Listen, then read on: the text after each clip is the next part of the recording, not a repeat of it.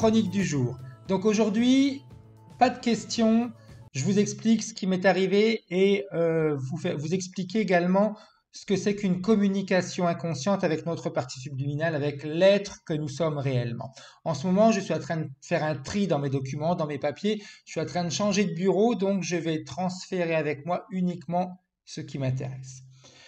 J'ai tendance à garder tous mes agendas pour me permettre d'analyser d'une année sur l'autre s'il y a eu des changements, si j'ai eu un peu plus de monde, un peu moins de monde, par rapport à quoi, et comprendre un petit peu si mon comportement influence en réalité mon activité. Donc, comme j'étais en train de trier mes papiers, je me suis dit, je vais jeter tout ça. Et quand j'étais sur le point de jeter mes agendas, il y a une partie de moi qui m'a dit, garde, ça peut toujours être utile. Puis je me suis dit, ça fait quand même un certain temps que je les consulte pas, mais je les ai quand même gardés. Et comme mon ordinateur principal a eu quelques problèmes, je l'ai emmené à réparer. Mais il fallait que je fasse des montages de certaines vidéos. Et heureusement, j'avais encore un autre ordinateur que j'utilise plus depuis 4-5 ans, mais je l'ai sur lequel il y a ce programme de montage vidéo. J'allume l'ordinateur, je m'apprête à rentrer dans les programmes. Manque de bol, c'est que pour pouvoir allumer complètement l'ordinateur, il me fallait mon mot de passe que je me rappelais absolument plus. Hein. C'est un ordinateur que j'ai utilisé depuis 4 ans, il y a 4 ans, donc je ne savais plus. Donc j'ai essayé plein de codes, etc. et ça fonctionnait pas. Et puis en moi, il y a une petite partie qui m'a dit, mais je me suis dit, je vais bien m'en rappeler, c'est bien quelque part. Et là, immédiatement, le mot agenda m'est venu à l'esprit, un agenda bleu. Et cet agenda, en réalité, quand j'étais le chercher, première page, est marqué quoi? Code ordinateur. Et c'était le bon code. Donc, ça vous montre bien en réalité l'importance de s'écouter.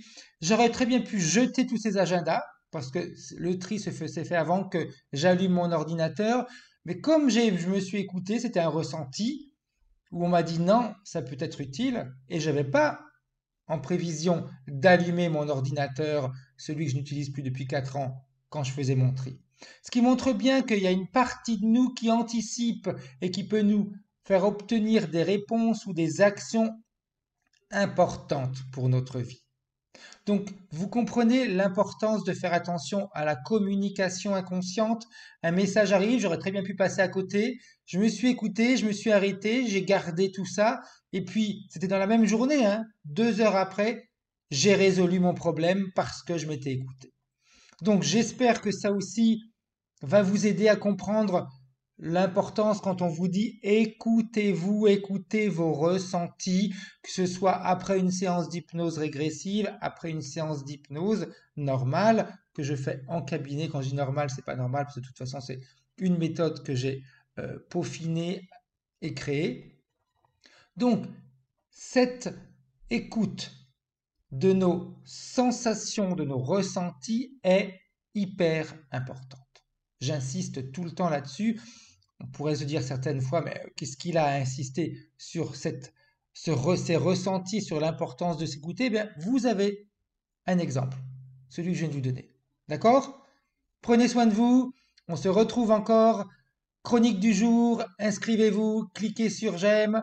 On continue et on avance ensemble. Au revoir.